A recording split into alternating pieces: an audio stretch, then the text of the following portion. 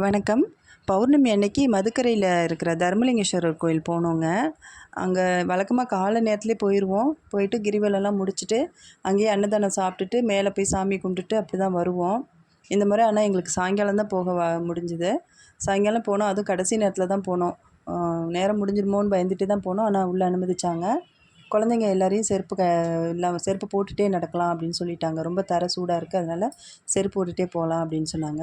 பெரியவங்கலாம் மட்டும் செருப்பு விட்டுட்டு, குழந்தைங்களுக்கு செருப்பு போட்டே தான் கூட்டிகிட்டு போயிட்டுருந்தாங்க எல்லாருமே. நாங்களும் நடக்க ஆரம்பித்தோம்.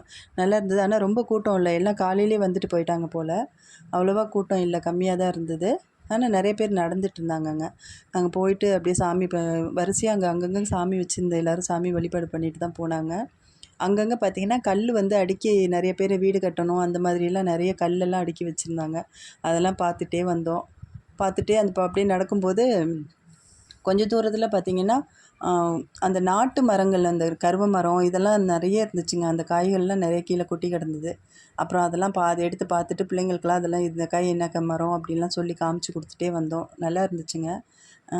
சுத்தியுமே மலைகளா தான் இருந்தது. பார்க்கறதுக்கு ரொம்ப ரம்மியமா இருந்துச்சு. அந்த சாயங்கால நேரத்தில சூரியன் மறையிற அந்த இதெல்லாம் பார்க்க ரொம்ப அழகா இருந்துச்சு அந்த இடத்துல.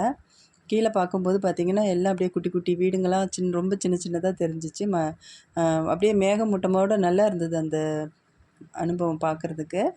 அதுக்கப்புறம் பொறுமையா நாங்க கிரிவலம் வந்துட்டு, ஆனா மேல அனுமதிக்கல எங்களுக்கு.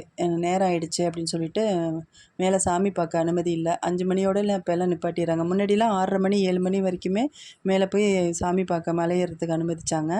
இப்போலாம் வந்துட்டு 5:30 மணிக்கு மேல யாரையுமே மேல அனுமதிக்கிறதில்ல. யானை வந்துருது அப்படின்னு சொல்லிட்டு, எங்கள வேணான்னு சொல்லிட்டாங்க.